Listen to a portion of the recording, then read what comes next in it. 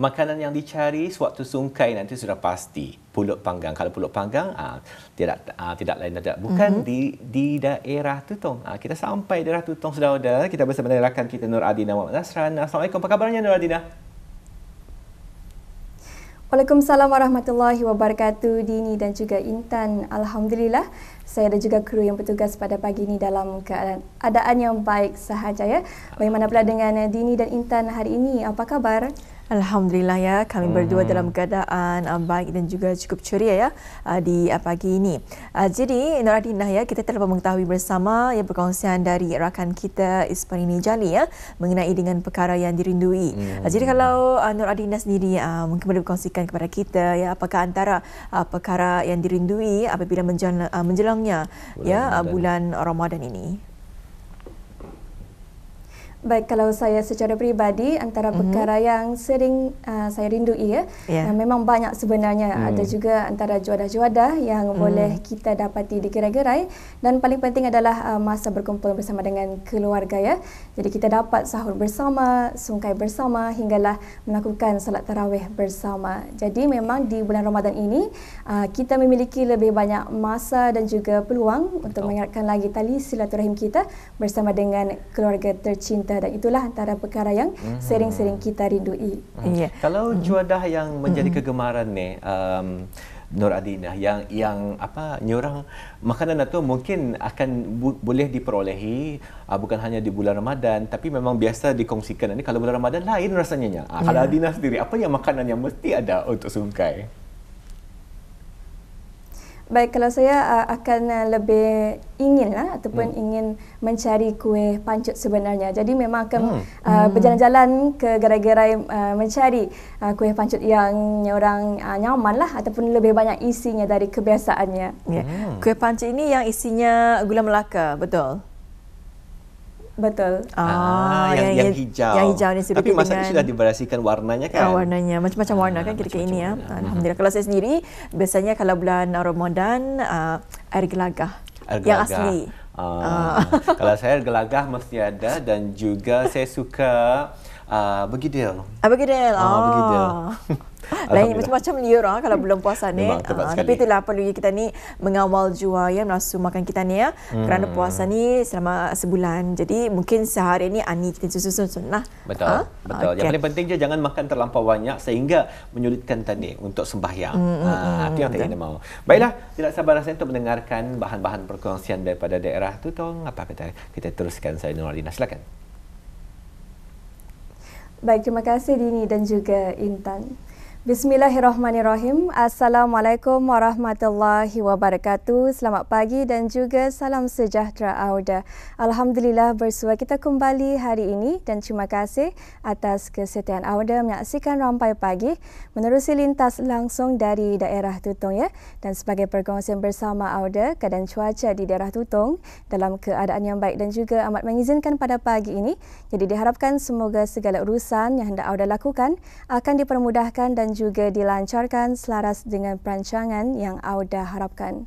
Berada seperti biasa, dari daerah Tutong akan mengongsikan beberapa maklumannya mengenai acara yang akan berlangsung di sekitar kawasan daerah Tutong pada hari ini, Sabtu dan juga Ahad ya, 2 hingga 3 Mac 2024.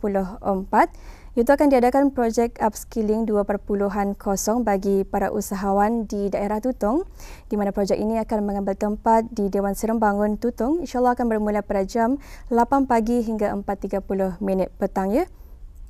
Dan untuk seterusnya Auda akan diadakan juga Pesta Sate Pekan Tutong pada hari Sabtu dan juga Ahad, di mana pesta sate ini akan mengambil tempat di ruang tengah gerai Selera Tutong, Jalan Menteri Taib. InsyaAllah akan bermula pada jam 4.30 petang hingga 11.30 malam.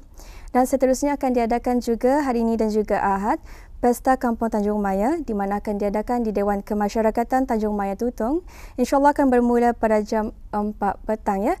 Dan Auda di Pesta Kampung Tanjung Maya ini akan diadakan juga jual-jualan oleh peniaga-peniaga tempatan dan juga sedekah ya, berupa pakaian, buku, barang keperluan seharian dan juga lain-lain. Dan orang ramai adalah dialulukan untuk ikut serta dalam menderma ya, dan barang derma ini bolehlah hantar ke Dewan Kemasyarakatan Kampung Tanjung Maya daerah Tutong. Dan untuk seterusnya order, pada hari Ahad 3 Mac 2024 akan diadakan Ride With Us sempena sambutan ulang tahun Hari Kebangsaan Negara Brunei Darussalam yang ke-40 tahun 2024, di mana acara ini merupakan anjuran Majlis Perundingan Kampung Tanjung Maya dan juga Lombok Pulau akan diadakan di Dewan Kemasyarakatan Kampung Tanjung Maya Tutong dan insyaAllah akan bermula pada jam 2 petang. Dan itulah antara acara akan berlangsung pada hari ini dan juga esok, dan kita harapkan agar acara ini akan dapat berlangsung dengan lancar ya dan juga sempurna dilaksanakan selaras dengan perancangan yang diharapkan oleh pihak penganjur. Dan untuk seterusnya kita akan beralih untuk mengikuti dan juga menyaksikan satu bahan visual yang telah pun kami sediakan untuk audio bagi edisi hari ini. Silakan.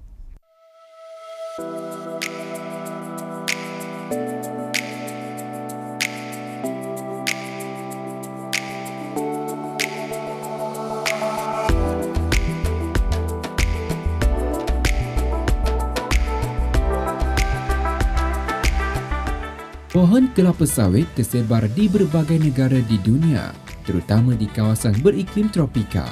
Namun dipercayai berasal dari Afrika Barat dan Amerika Tengah dan Selatan dan mampu tumbuh tinggi sehingga 30 meter dengan umur produktif selama 25 hingga 30 tahun. Botaninya ia dikenali Elaeis guineensis dan mempunyai buah sawit apabila matang. Tumbuhan dari keluarga Acaceae juga memiliki kulit yang tebal serta diselimuti dengan pelepah berduri dan mempunyai banyak kegunaannya. Antara lain yang lazim dimanfaatkan oleh penduduk kampung pedalaman adalah umbutnya. Ya, ada penonton, ini juga merupakan pohon kelapa sawit yang mana kalau kita ni melihat dapat diagak mungkin ya dalam usia pohonan ini sudah mungkin 9 ke 10 bulan dan juga dalam lingkungan masa 9-10 bulan itu boleh sudah diambil ni umbutnya. Dan ya memang sebenarnya kelapa sawitan ni mudah tumbuh secara semula jadi di mana-mana kawasan saja, sama ada di lereng bukit ataupun di kawasan tanah rata ia boleh tumbuh. Dan dapat dilihat umbutnya dapat diambil sudah ni, tapi isinya adalah berapa banyak jika dibandingkan dengan saiz yang lebih besar. Namun masih juga dapat diambil dan difahamkan kepada saya jika umurnya masih muda, rasa umbut itu boleh dikatakan lebih manis lah dibandingkan dengan jika ia sudah membesar dalam lingkungan 4 ke 5 tahun dan sudah mengeluarkan buah. Rasa umbutnya itu mungkin difahamkan kepada saya kurang manis. Namun itulah yang mana kita ni dapat mengambil umbut daripada pohon kelapa sawit ini. Di negara Brunei Darussalam, tumbuhan kelapa sawit tidaklah begitu dikomersialkan, melainkan kebanyakannya hanya orang-orang kampung sahaja yang kebiasaannya mengambil umbut sawitnya. Proses untuk mengambil umbut sawit pada pohon kelapa sawit yang telah matang, tumbuh buah dan berusia lebih beberapa tahun memang mengambil sedikit masa berikutan kulit batang pohonnya yang sudah menebal. Walau bagaimanapun adalah lebih baik diambil umbutnya sebelum buah-buah sawit tumbuh matang bagi menghindar dari kurangnya rasa manis serta nutrisi pada umbut sawit tersebut. Baik, ini pun merupakan pohon sawit yang masih muda ni. Agak-agak berapa usianya ni? Kalau yang ini ada sudah kan 7 bulan lah. 7 bulan lebih. Jadi sebenarnya macam mana untuk kita ni mengenali pohon sawit? Pohon sawit ini mengenali durinya sama daunnya yang panjang.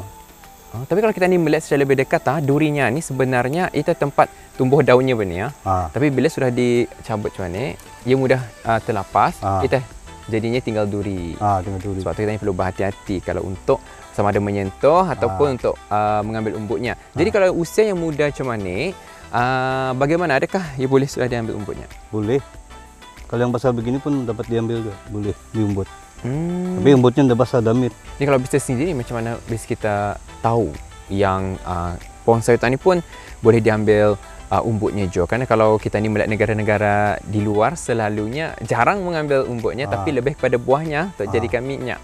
Kalau macam bis kita, macam mana bis kita tahu ni mengenai ia boleh diambil umbutnya? So dulu saya ikut mula bapa aku mengumbut kelapa sawit ni, fikir dapat dimakan, maknanya dapat. Jadi kita ni kalau kamu mengambil umbut, pertama sekali memang dibuang Pelepah. Ini pelepahnya. pelepahnya. Kemudian umbutan itu berada di dalam. Jadi umbutan ini adalah batangnya atau akarnya. Batang. Baik, jadi kalau kita ni mengambil umbutnya, mungkin seperti contoh yang sudah tua kan, tu umur yang 4-5 tahun, adakah sesudah kita ni ambil umbutnya, adakah akan tumbuh lagi? Dapatkah ia tumbuh lagi? Tidak dapat. Dia dapat lagi. Pasal batangnya sudah berpotong kan. Jadi macam mana kan membudidayakannya? Maksudnya untuk ditanam lagi macam mana? Daripada apa dia ambil? Daripada anaknya lah, anak kelapa sawit. Dari buah. Oh, dari buahnya tu boleh. Daripada buah tu ditanam untuk budidayakanlah penanaman umbut sawitan ya. Setelah beberapa jam, barulah kami dapat menumbangkan pohon kelapa sawit dan meneruskan untuk mengambil umbutnya yang berada di bahagian tengah hujung titik tumbuh batang kelapa sawit. Setelah dilepah kulit luarnya, dapatlah diambil umbutnya yang muda, berwarna putih dan bertekstur lunak. Di kesempatan ini, saya berpeluang untuk merasa umbut sawit mentah dan ia mempunyai rasa yang manis, lembut dan sedap. Namun dalam bidang kulineri, pelbagai pengolahan dapat divariasikan dengan menggunakan umbut sawit ini sebagai bahan utama.